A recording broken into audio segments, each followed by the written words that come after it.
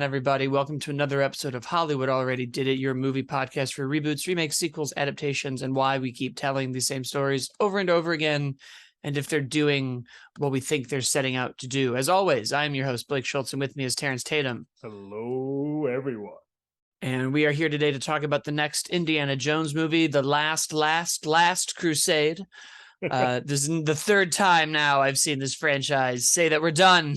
Silver again. Who knows?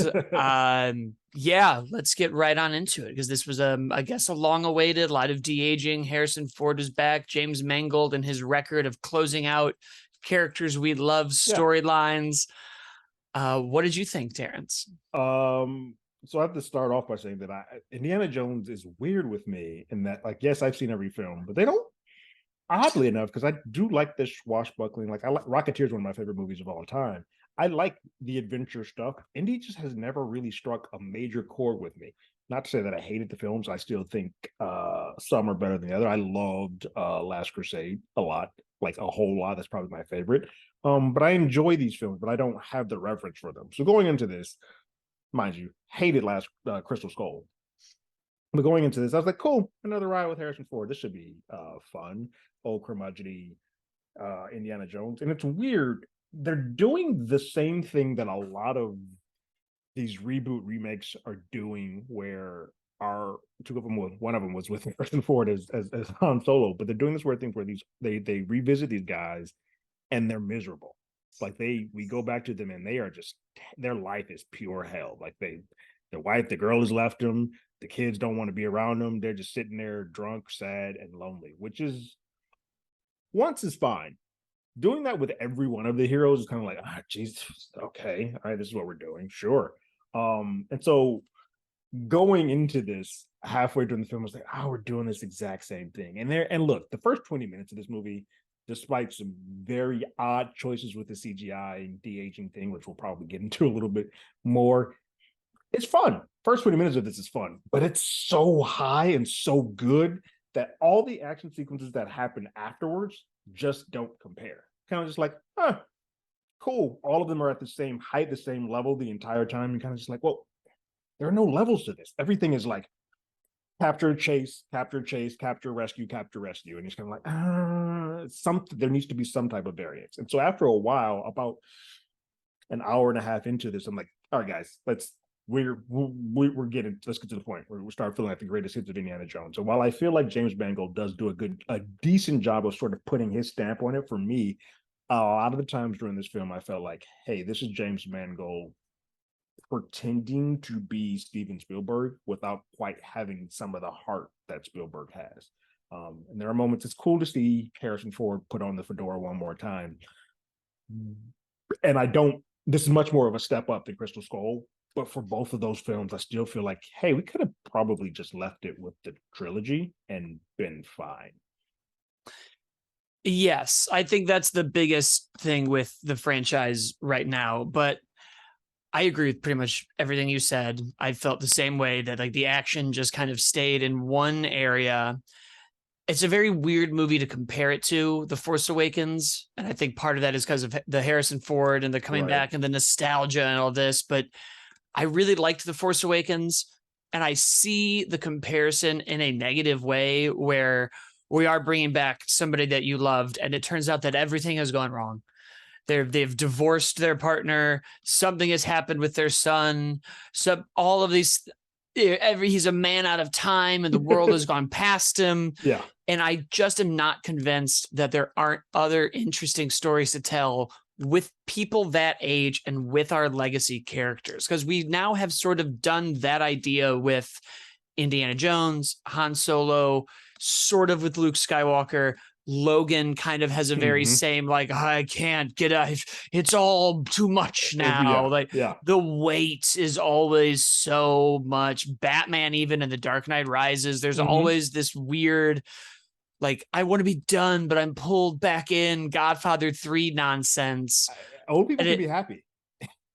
Well, it's weird that we have to do it like an old Metroid game where they've lost all their power-ups that we know, and all they're really doing is getting them all back. Yeah. That's all that all of these are to me now. I'm like, okay, great. We've opened up the movie. We've introduced the character.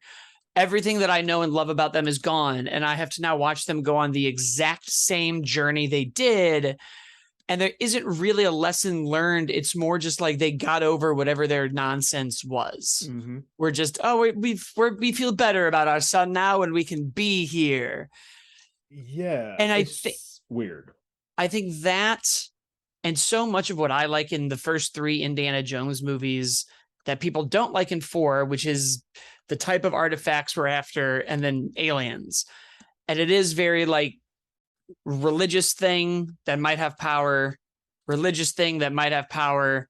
The Temple of Doom isn't quite that way, but there's still sort of like voodoo magic. Punching people through the heart and grabbing hearts. It's a lot. Yeah. and the other two are just so connected to specific like myths. Yeah. And both of them, I think, are very religious oriented. It's a lot of religious stuff to it. And when you do that, they're archaeological digs and all that type of stuff sort of leans easier to religion because they're kind of in a quasi way connected as opposed to science and supernatural or time travel or time stuff. So I don't have a problem. People's flesh was getting burned off in Raiders, so I'm okay with like, okay, these first two acts are always adventure, and then some weird shit happens. But I can see that this is slightly different than the first three. These last two have been a little different. And it's usually like doubt. Oh my gosh. Oh. Yeah. Which, by the fifth movie, we don't need any more doubt. Yeah. And I think there really wasn't that in this. And the device to me, it didn't even feel like we were trying to get the dial. It felt like we were trying to get the thing to make the half to know where the dial, similar to Raiders, where it was like, well, we have to get the staff to put it there to know where to go. And that's the MacGuffin until the MacGuffin is the arc. Like we were doing this to get here. And it just felt confusing because they established so well in the other movies why this matters, why it's connected to history, and what will happen if this gets in the wrong hands, and why we doubt its power. And it's almost, and the first one works as he's almost like reluctantly on this quest of what's not going to do anything even if they get it. So who cares? And we're always sort of playing that game. And in this one, it's like, I have to go because she's trying to get this so that she can pay off her debts. But now there's Nazis, but no one believes he's a Nazi, but I know he is. And they don't really play with that. It's more, she's like, are you still a Nazi? And no one really reacts. And then we sort of wedge in this theme of like, he's a man out of time and he wants to be a part of history. But like, you've proven aliens exist and have been tortured with voodoo, and you drank from the chalice, and you like saw Nazi's skin get melted off. Being melted, So your level of believability should be, and I be there already. I don't know that him going back in time and being like, I love history, let me die in the past, worked for me. I'm going to be honest with you. I was going to be very angry with this film if the choice was to leave him there. Like if he chose to leave, they're basically committing a hero's uniformed suicide, basically, because he's taking his life but living back there in the past. I would have been pissed. But I think I'm even a little bit more upset in that he didn't really have a choice. Like he didn't choose to come back to the present day. He was knocked the hell out and then was forced into it, and then thus got the happy ending with Marion. But it's kind of like that doesn't feel earned. I didn't feel like we even earned him wanting to stay in the past. No, like we open with Moon Day, right? And he seems like frustrated by it. And a part of me was like, if you're an archaeologist who loves history, wouldn't you love being alive for this historical moment instead of feeling like your era is over? Right. And they try to be like, the students aren't listening. They're all distracted by the moon. And I was like, right. But like I was in school during major historical events, and it didn't mean that I hated my teacher. A giant historical event really was happening in history occurring. And thus the history teacher would normally cater to them. Like, well, they seem to be into history. It's just maybe not what I'm teaching them, but this is still history. So let me go ahead and tell them about it. It was just a weird choice. I also, we haven't talked about Phoebe. I think her performance is great. I don't connect to Helena at all. Like, I have no connection to her whatsoever in this film. And I also don't really realize, I still don't know what her purpose or point was. Like, she brought Indy back into this problem and then it was actively like, go away, go away, go away. But you sort of started this thing. And then it feels like at the end, she's like, I did all of this so you could be happy again. It's supposed to be like, well, hold on.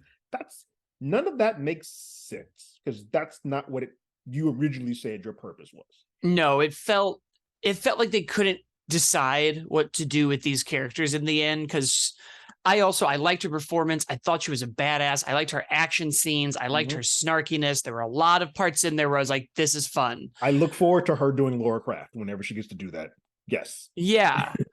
But right. It starts with, I'm in this class, which I guess she's been enrolled in for an entire semester. He just didn't notice. Just to eventually get to there. Indiana Jones's private stash, which apparently was at the school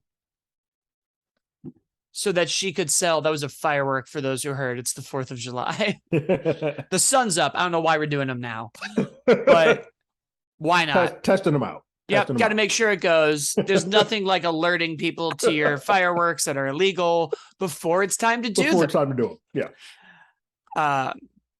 And it just became, I have to pay off my debts. I have to pay off my debts. I have to pay off my debts. We get one, like it belongs in a museum. And then all of a sudden she's just like, actually, Indiana, it's not about my debts. I'm doing this for you. Right. And I was like, so did you care about your dad? And you were like, your plan was to figure out Archimedes' dial, which, like, I get that you don't want to say time travel, but just say time travel instead of doing this weird, like, he was a mathematician and he had figured out where the fissures in time were. And instead of explaining what a fissure in time is, you'll know. I did appreciate, though, that we've now done enough time travel movies that we didn't need to have any, like, explain it. They go back. He wants to stay. And she's just like, no, you can't. You'll break history. And we're done. That's it. Right. That's all we do. Yeah. I also sort of dug that it wasn't Archimedes figured out can this. Go anywhere in time. Yeah. I have figured out a specific place where this opens. It's an SOS signal, which I was like, I can buy that a little bit more in this. And I think that makes it easier to swallow than, like, there's a spaceship that's been underneath there the whole time and aliens have been here. My brain is like, oh, he just sent out an SOS distress signal and you guys just found it and came back. Cool. But I think, and it's always easier to rewrite someone else's movie. So I don't want to sit here and sound like I'm like, I know what they should have done, but why didn't we stay back there more? Why didn't we get there halfway? And then it could have been like Indiana Jones trying to now stop a Nazi from becoming a super Nazi and not mess up time.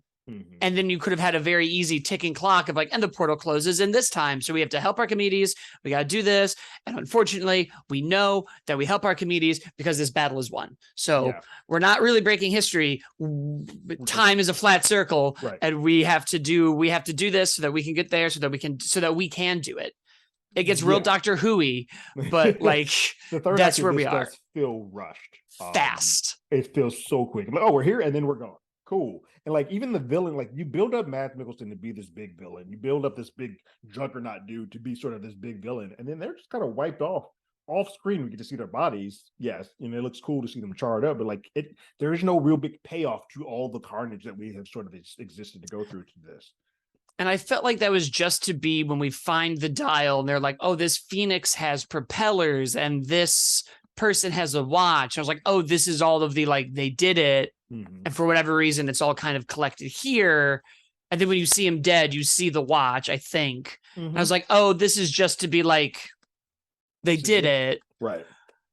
But, you know, Indiana Jones always has a cool James Bond style henchman death. We get the guy in the propeller that's turning around. Yeah. We melt people. And I just like, oh man, to just drop all of them. I feel like we missed a very, very Indiana Jones moment of him being like outmatched and then something happens and we just drop them all. Yeah. Which I was bummed out by that. And it was interesting because I felt like for the relevance and thematic part of the movie of like, well, why today, outside of just sending home another legacy character, we don't really deal with like how to identify this Nazi who has seemingly infiltrated the space race, and as we see him is like going to meet the president. And at a time where people are like, Nazis, maybe we should have played with that idea more. Maybe it should have been concerning to some people that Indiana Jones, renowned Nazi fighter, has identified a Nazi who helped us conquer space, Probably is now listen to him. talking about conquering time, and has a meeting with the president. That seems like something that should have been urgent to everyone who heard him say that. Yeah. Because I don't believe that no one recognizes him now. Right. Like But he's done this enough times and done enough things for archaeological digs that you kind of be like, oh, I know this guy. Yeah, we should probably pay attention to him as opposed to him just being some random ass school teacher. Because he says it in the room where she's selling the device. So it's like, okay, maybe this is a group of people who don't care that there's a Nazi amongst them. Right. But Phoebe could have, like, other people could have been like, oh, a Nazi? Yeah. Or play with it. It's the 60s now. Like, are we still dealing with communism? He could have been like, that guy's a Nazi, and then been like, Indy, it's communist now. Right. Like, do something with it instead of just being like, you look like that Nazi I punched. Yeah. I bet you're a Nazi. It was that. We don't really do much else with the concept of time and being out of time and a part of history. It's all just very. It's only for the like, we basically spend 10 minutes, maybe 15 minutes in that future, in that past. I'm just like, well, this is a weird choice to have this entire movie lynched on that, and they were kind of in and out, which is wild. Especially when he's so, spoiler alert, if I could go back in time, I would stop my son from enlisting.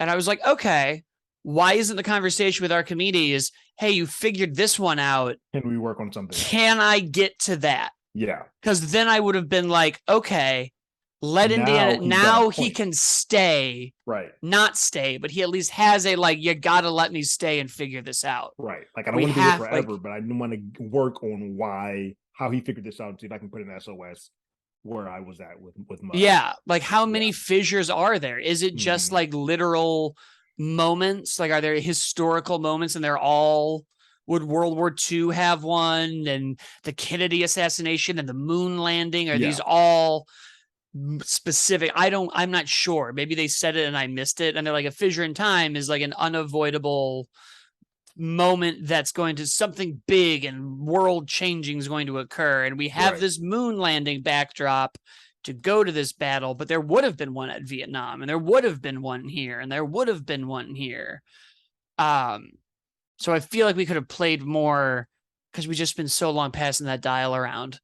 Every action a lot scene, of like, do this, do that. Like, it moves, someone catches it, move on to the next one. So many chases. It's a lot of chases. So many chases. And it got to the point where my brain started shutting. I was like, guys, I don't need 4 of these. 2 of these chases, we're good.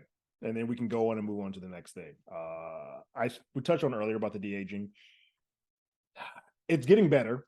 Don't get me wrong. I think when it's looking just at him, perfectly fine. When it's looking at him and then going back to a real life person, you're like, oh, this looks bizarre. Yes, it's definitely getting to a point where we can do it and it's still minimal and I don't need it. And I would just rather cast an actor who kind of looks like Indiana Jones. Yeah. I think I agree. I think I get it where a lot of people are coming from, in that when you have something like Star Wars and Indiana Jones, where we've seen this person when they were the age of what we're de-aging them to, it's kind of hard to get an actor to look like them when we actually have footage of them young, which means then stop doing these films. Yeah, but hear me out. We've made actors look like historical figures in movies. We have. So why not? You know, I understand that we have de-aging technology, but I don't know if you're aware of this.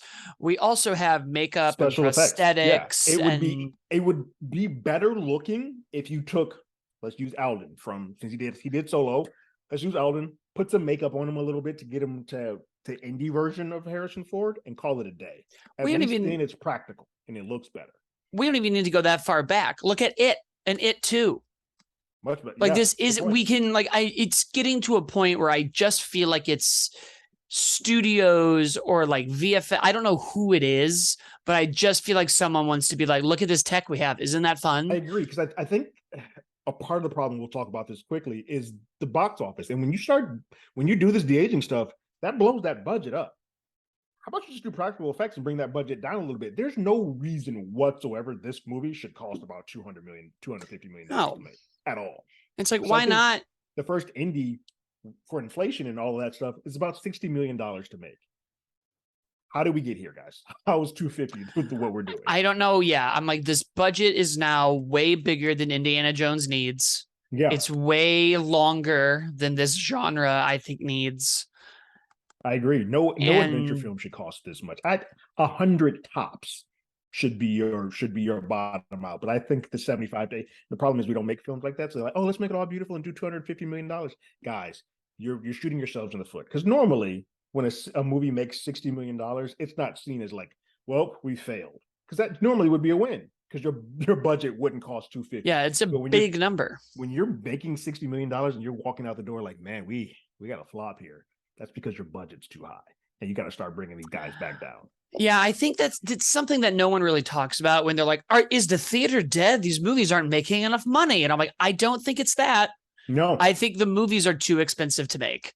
yeah, And if you just didn't make them as expensive, you would be like, we're flourishing. I think the biggest one that I always use as my example is the two Ghostbusters films. The Ghostbusters, the ladies one did. Now had other issues. The Ghostbusters ladies one was like a 140 million dollar budget. It was, and it made $240 million back. But typically, you got to make it 2.5 times your budget.